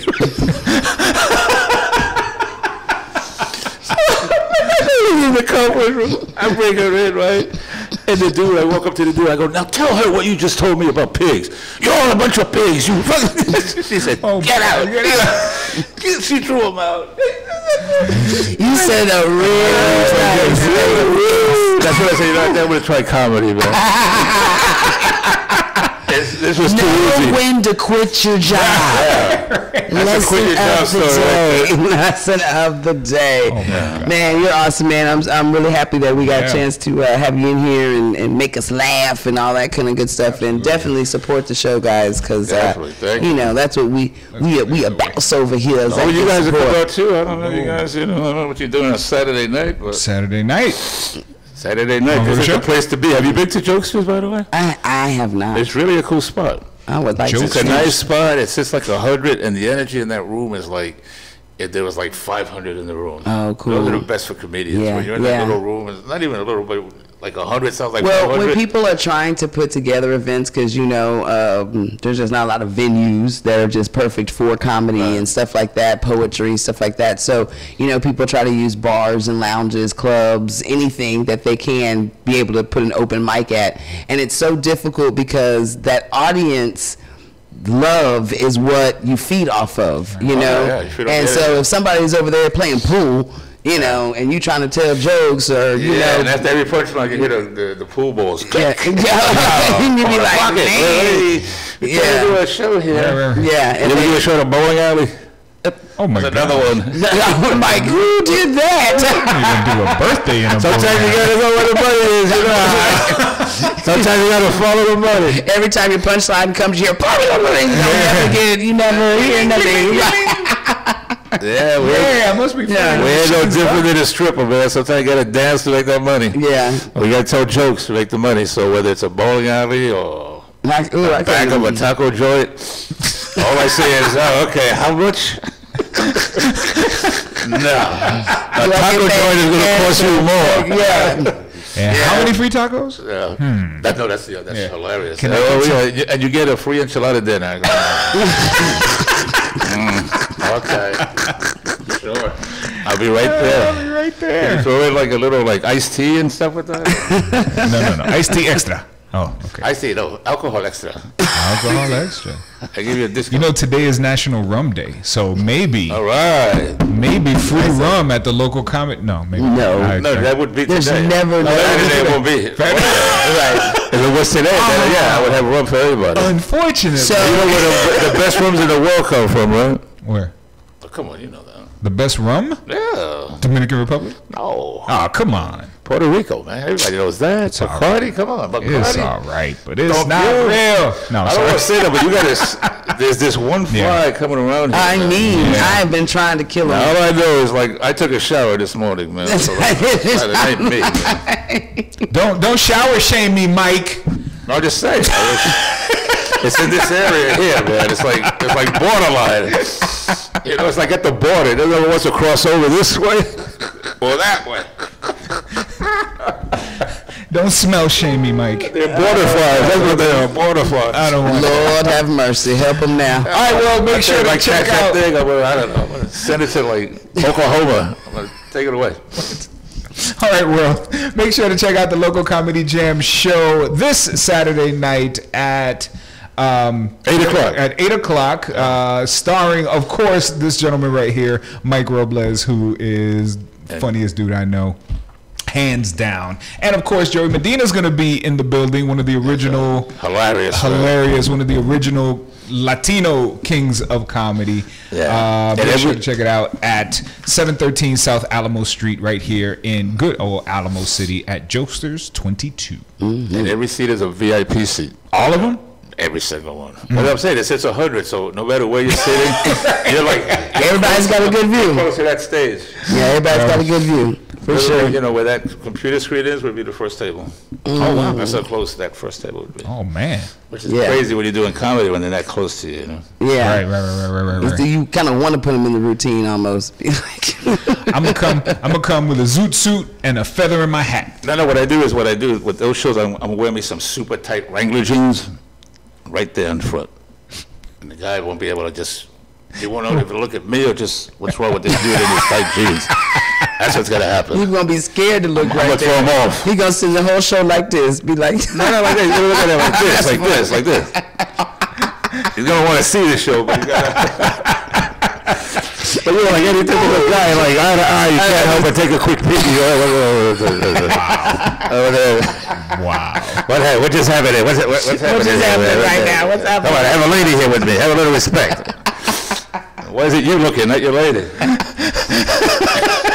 Have a little respect. Have a little respect. Hey, no respect. I'll tell you. Hey, no respect, though. Hey. I love it. Right. All right, my friends. Look, you already know that we have been telling you about when we are going live inside tanks for pizza, football, beer, drinks. I don't have it ready. Lots of jokes because I do jokes when I you gotta drink. go do some comedy. I'm gonna, man. I'm telling you, we gonna talk. We gonna do things. Definitely. We gonna, guys, just start with 5 minutes of I'm not a comedian. stuff that's bothering you on your mind. Oh, honey, don't say that. That's a routine, honey. That's like a week routine. People would be like, this was only 12:50, Nika. How's this a 4.5 hour long show? We just paid 12 hours. And in the 7th grade, she's still bitching. She's in the 7th grade. She got to middle school. It all started at 2.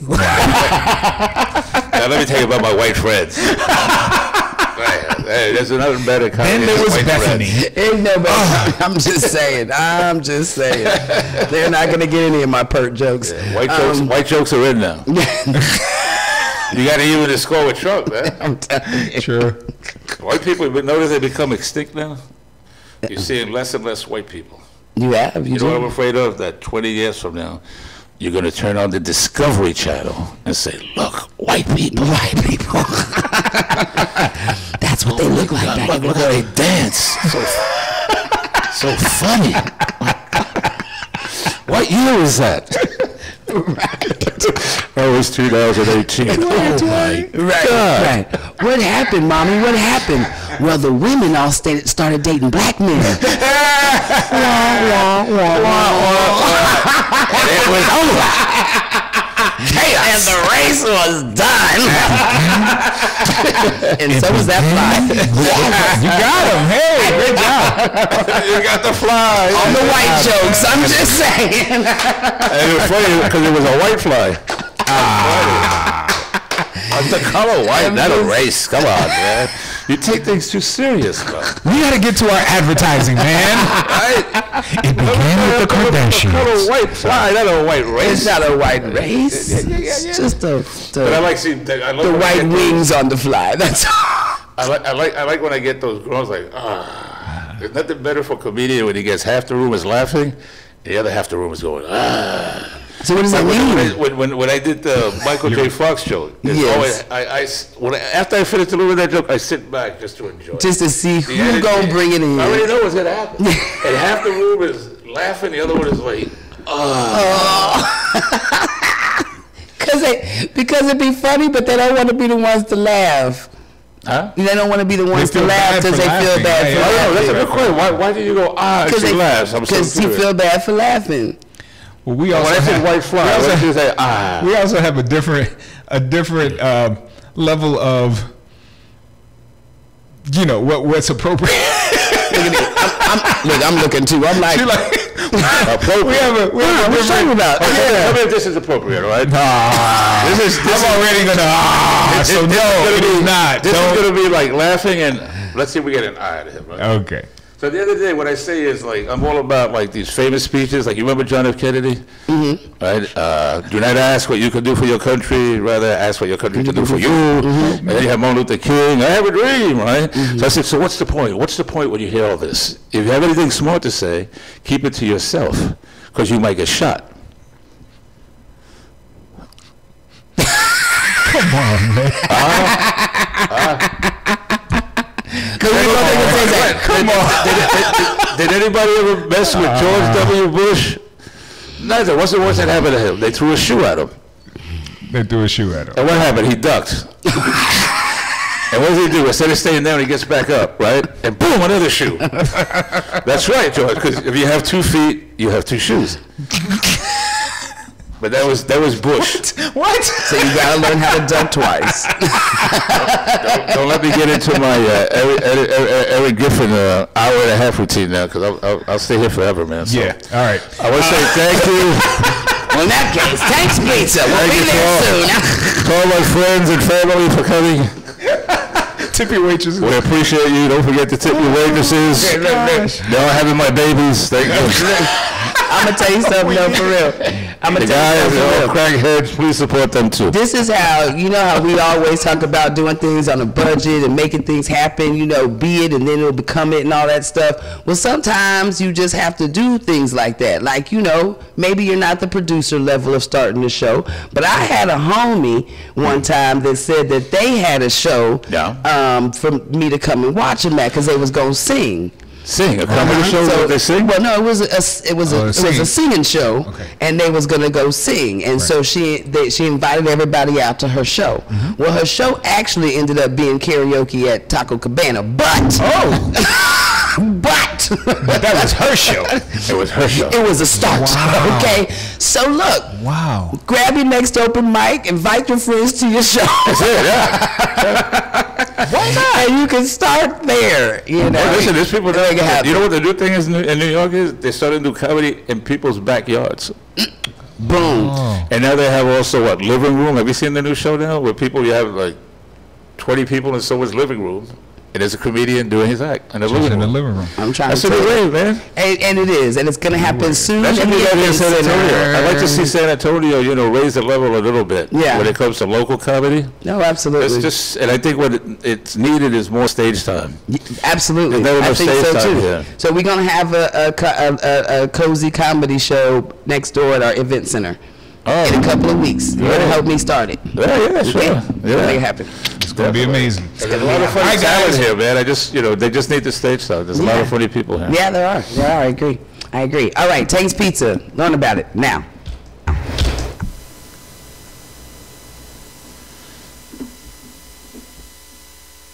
Tank's Pizza, located at 902 North New Braunfels Avenue, is the home of a modern interpretation on classic Italian dishes with the use of only the best and high-quality ingredients. You want pasta? They've got it. Calzones? They've got it. Wings? They've got it. And they even got salads for my healthy eaters with lunch specials and a lunch buffet, all for less than $10. And don't forget to wash it down with a glass of Kool-Aid. Their hours of service are Monday through Friday, 11 a.m. to 10 p.m. and Saturday, 2 p.m. to 11 p.m. Be sure you call my people at 210-320-9224. That's 210-320-9224. Yes, they do deliver. Just call them. Tank's Pizza. All that's missing is you. Did you know you can protect your home and your family for as low as $14.95 or turn your home into a smart home at an affordable price? BSG has protected families and communities. They care about each family and give a full survey of your home and or business to recommend the right products for you. You are a name and not a number. You will have security options to choose from with easy access and surveillance from your phone and your smartwatch. Home security, home automation, home theater, alarm monitoring, as low as $14.95 a month. What's more important than your family and your kids? Your home. Get full control right at your fingertips, along with expert home security consultation and award-winning service. Call 210-877-1222 or visit them at bsgtexas.com. That's bsgtexas.com. BSG, making home automation simple.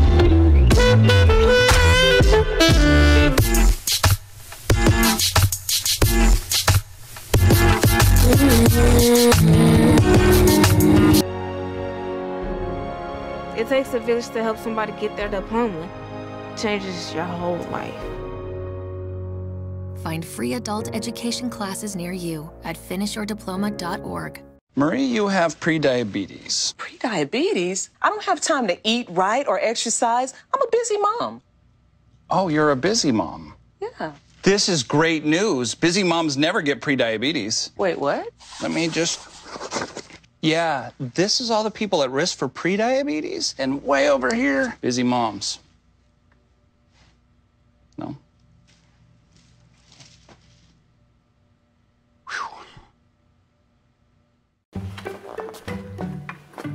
Why don't you ever see elephants hiding in trees? Because they're really good at it.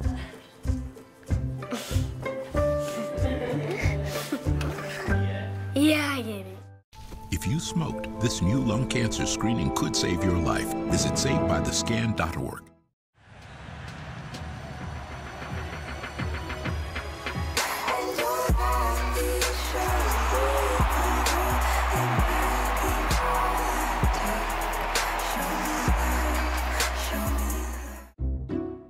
I'll never forget the day our landlord called and said, "Read your lease. No pets allowed." My owner tells him my dog ate the lease, but that didn't work. And now I'm stuck in a shelter. But this pit bull is ready for a new crib. I'm loving, loyal, and play well with others. So don't be intimidated by all my muscles, because the biggest one I have is my heart.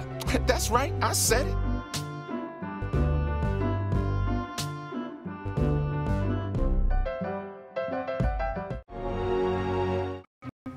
Me and my boy Matt had it good.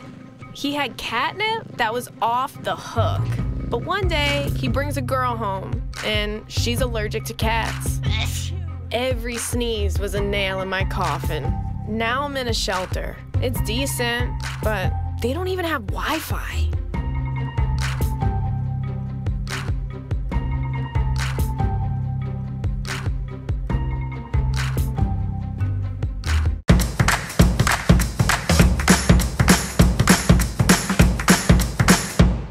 No doubt you're going places, young lady. Thank you. And thank you for the interview as well. I can imagine it was the last thing that you wanted to do after such a long campaign meeting. You really are a very intelligent young woman. You're very smooth. You're very smooth yourself. You have no idea.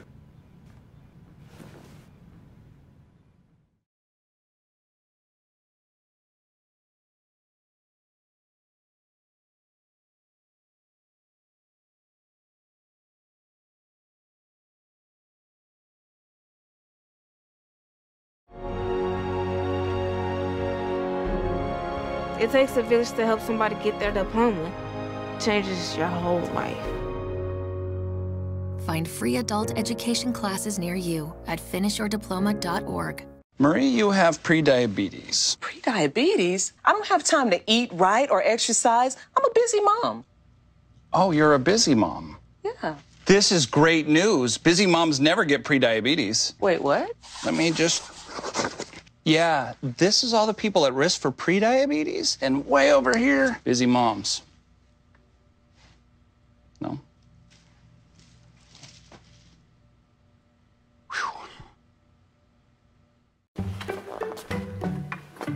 Why don't you ever see elephants hiding in trees? Because they're really good at it.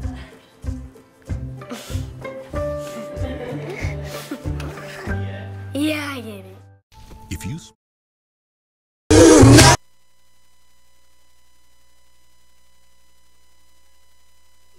We gotta turn the Tonight. There you go. Don't you wanna? Yes. That's what was on. All right, guys. So a little bit of breaking news right now. It is with total and deep sadness that we have to report that Aretha Franklin has passed away. Aretha Franklin has passed away, the Queen of Soul. Man, this is a rough one, right? Because everybody grew up on Aretha Franklin. I mean, who doesn't remember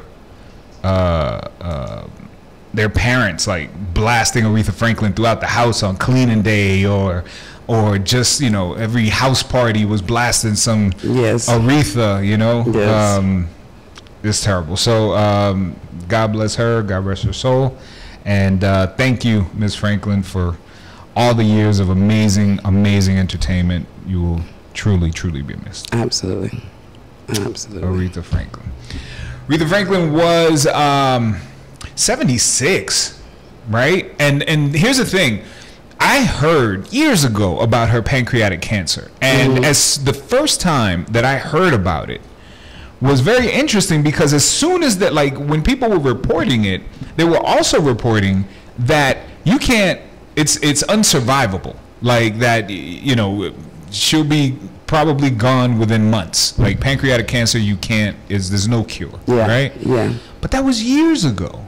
And she worked and she sang and she did her thing and she survived many years, you know, but, you know, she finally succumbed today. Because nothing's over God, his timing. Yeah, over his timing, right? Not even pancreatic cancer. Like, nah, she's still got a few years. I God mean, will tell you when it's time. That's where miracles are born. It's stuff like that, when people surpass what a human being says. You know, and well, how did that happen? That's a miracle. No, it's just God, right. which is what He is. But yeah, it's sad, but it's she lived a good life, like you said. You know, and we don't, as far as what we saw. What she's done and what she's left, and more than anything, she's able to leave a legacy. You know, which is really. All any of us can wish for. My constant prayer, like, you know, Lord, leave me here on this earth long enough to create a legacy. Right. You know, to where the Cleaver name can reign. You know, right on. So, I just. Right. God bless you. God bless you and thank you. Absolutely. So we done laughed our hearts out. Right. We talked about pimple popping. We talked about pimple We popping. told some bad dad jokes. Come on, y'all have got to You want look another up dad Dr. joke? Pimple Popper. You want another dad joke? I don't know. I'm another looking at dad 3 joke. comedians right now. Bobby Smith is on, is on. Walter Campbell and Ray Sorrell, all comedians here in San Antonio. As our boy was saying, that there's some good talent here, which I'm staring at 3 names. Walter's not here, but he used to live here, and there is some good talent here. And I think comedy is very much needed in times like this in the world, because you have to be reminded that laughter is part of life too. Yep. And sometimes we gotta laugh at some of the things that are going on.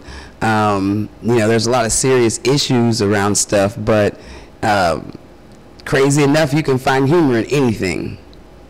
Like even the craziest and most tragic of stuff, you can find humor in anything. And I hate to say that and be like, but you can, even in how we look when we're afraid.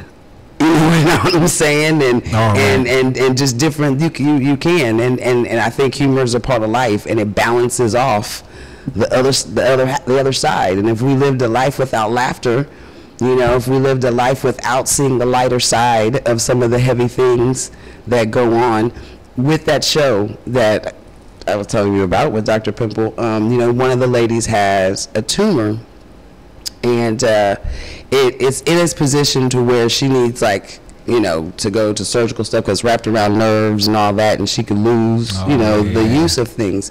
But with this tumor, they named him. Her and her husband, they gave him a name and all this stuff. And the husband jokes about, what is the man doing? Stop looking at us, stuff like that.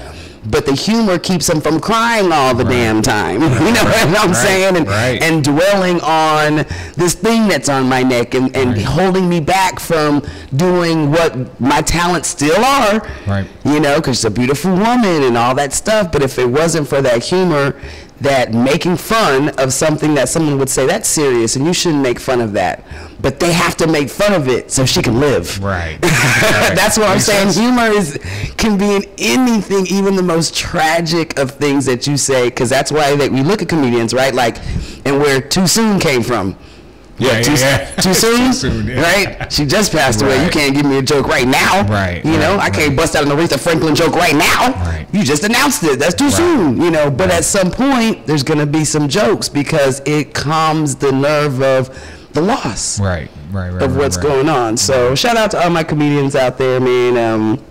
Doing what you do and keeping people laughing. They do God's work. They definitely do God's work in their own special way. Yeah. I mean, shoot, Ray is a pastor and he is a comedian, so he gets a lot of flack for telling jokes because you get, well, is that godly, and is that a godly thing to do this or say that about somebody, and you start mixing up what scripture is and what church is. Church is a big comedy joke. How many comedians have church sets? It's a big joke. There's a lot of funny stuff happening in church. Now you go to scripture, you can actually find some funny situations in there as well, but it's 2 different things, And again, you can find humor in situations. And in the end, it's really all about engagement, right? That too. Even for I'm sure that if given the choice, how many priests, pastors, cantors, rabbis, how many of those guys would choose to have the comedy gene, even if it's just, on the weekends? And be able to teach the word and have people laugh and learn. Right. How many of those people would love to be able to just have that talent so that they could inject it in what they do? If you think about all the stuff the stuff that like in church period, the stuff, you can't wear this, or you can't say this, or you can't do this, and whatever, and just talk, and the people in general, I mean, that right there is funny. He ain't even trying to be. It's like he said, the president. He's just funny, man. Just his existence is a joke. And that's what's weird, right? He sees it, and comedians see it in a different light. We, as your everyday citizens, look at that situation and think to ourselves, oh my gosh, like the world is falling apart, you know, or not, or oh my gosh, you know, what's the big deal? Where a comedian would look at it, obviously, you know, with all the gentlemen that have been here this week, and look at it and say, no, this is hilarious. This is material, man. This is hilarious. How is this hilarious? Funniest guy I know. What? Yes. How? You'll see. Right. President keeps giving me material. Yeah, absolutely. That's crazy. Good stuff. Good stuff. Absolutely. All right. So what else is? I don't even know what's going on in the world. I've been extremely busy in the nighttime evenings lately. Did you? I have no clue. Were you a Madonna fan? I was a Madonna fan. Yeah? Yes. Did you like Life is a mystery.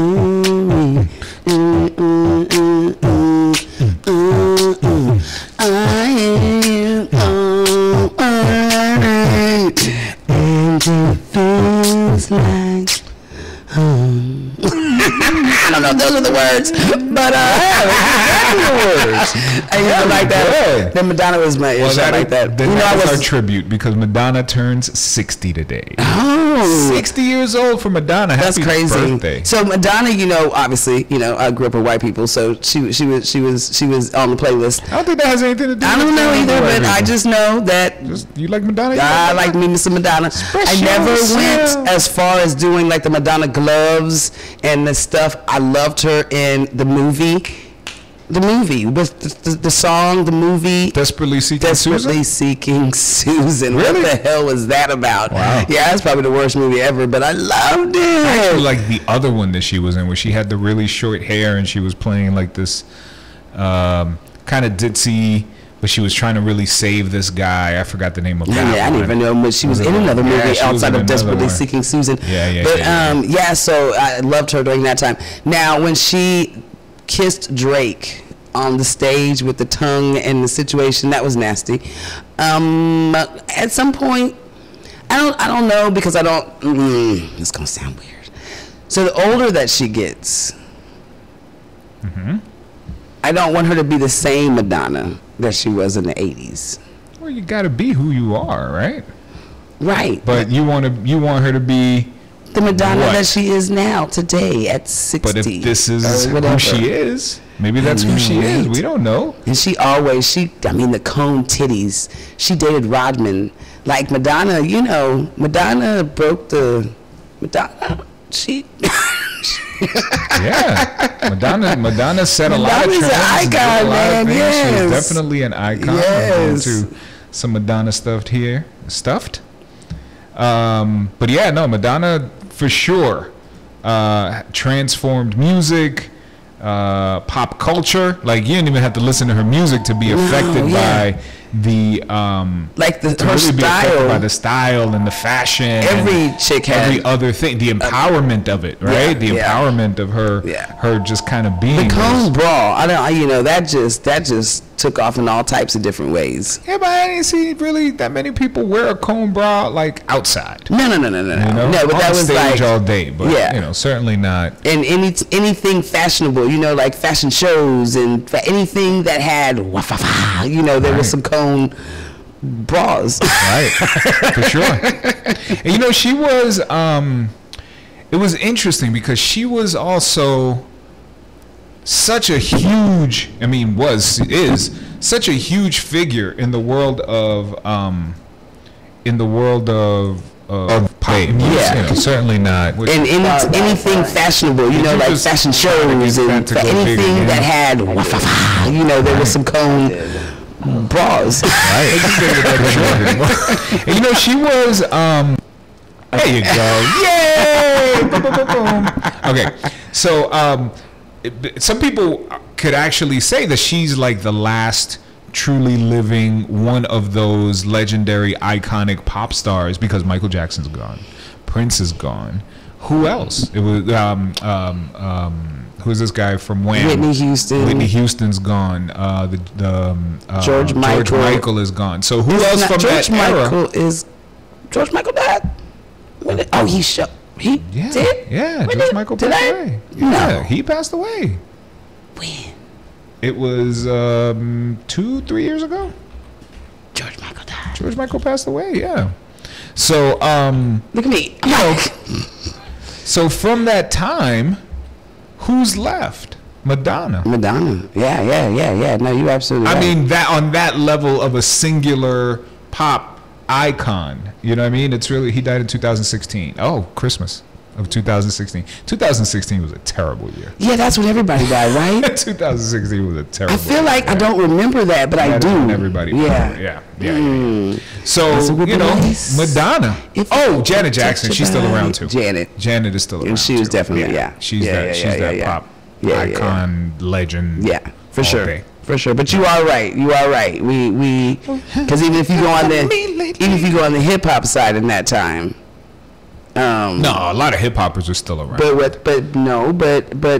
we done lost a few hip hoppers at that time too. We've lost a lot of hip hoppers. Heavy D and that were like, you know, iconic. Right. Well, we still. I mean, I guess we're talking the '80s, right? So, you know, we still got Running them, but we lost Jam Master Jay. Yes. 80s. We still got KRS-One, but we lost. KRS-One is coming to San Antonio.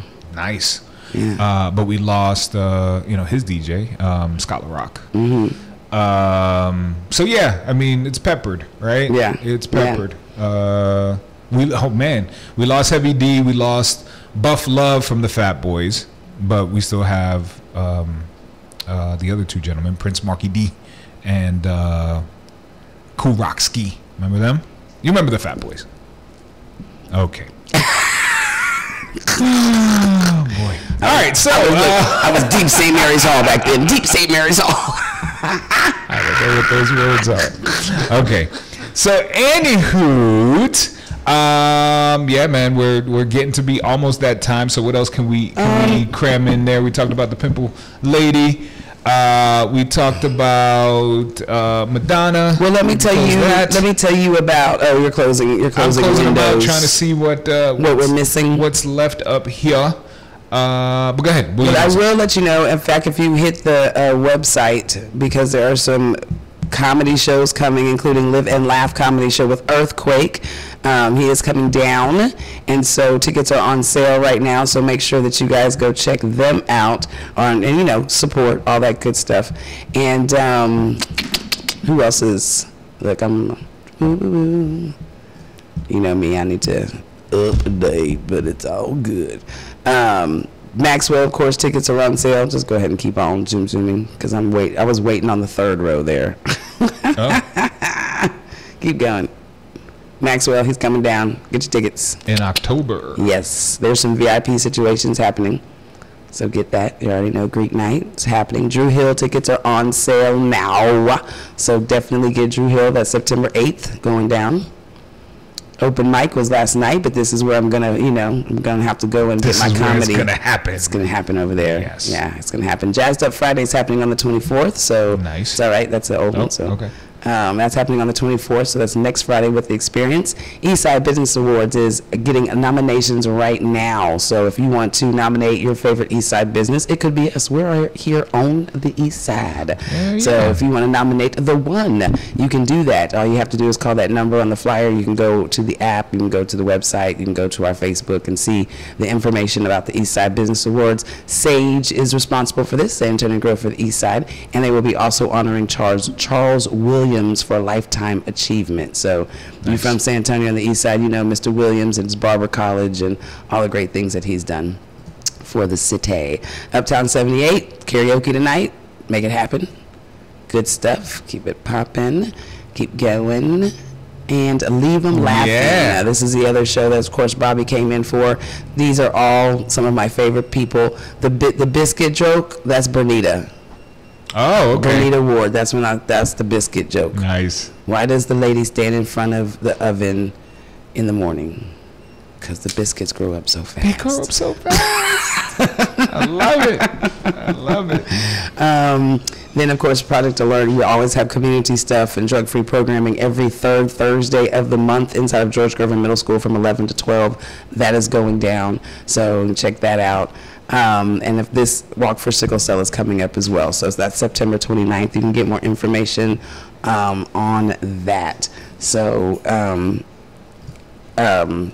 make sure you just keep it locked and keep going to the website and and the app and all that good stuff to Word up! Also, we want to talk really, really quick about all the great shows that are coming up on the One TV. Yes, we got daily brand new shows, including my current favorite. I love them all, really, but my current favorite is Meeting in the Ladies Room. You know why? Because in school I was never allowed to meet in the ladies' room. That is a problem. And today I get weird looks and sometimes kicked out. I'm just saying. I'm just saying. But now this is kind of like your sneak peek into what they talk about when they're in the ladies' room. Why they all go together? Because they're having these conversations. We having meetings. Yep. That's exactly right. Exactly right. And somebody's just like me. Some people won't take their drinks into the bathroom because they don't want bathroom air. But I's drinks. My drink stays with me. So, you know. Have you ever heard of that? Oh, bathroom air. I don't want my drink in there. Yeah? Sure. Okay. All right, my friends, make sure you share the video, keep it locked, follow, and all those great things so we can continue to be great together. Absolutely. Dear Lord, thank you so very much for waking us up for another day and giving us another opportunity to uplift the kingdom. Just so we pray that you put us in the places that you need us to be and that we are obedient to do the things that you need us to do to uplift the kingdom, our communities, our friends, our families, our loved ones, and even the folks that we don't know. But we know together we are better. Give us traveling grace today, and of course, let's keep loving our hearts, knowing that everything is possible through you. In Jesus' name I pray. Amen, amen, and amen. Amen. And there you have it, guys. Another Thursday in the can. In the can. In the can. Not that can, but this can. You know, like a film can as opposed to the toilet. Anyway, it's been an amazing day, amazing Thursday. We thank you guys for joining us, and we love you with everything. We're definitely going to see you guys tomorrow. Stay tuned for Cotton Candy Friday. That's right. It's about to go down. And make sure that you tune in to the One TV for all the latest in awesome TV shows and awesomeness from the One Media, because that is how we get down. Keep it sexy, San Antonio. We love you. Kissy face. Mwah, mwah, mwah, mwah, mwah, mwah, mwah. And we out. That wasn't the one. That wasn't the one. Somebody make a call. Why is it?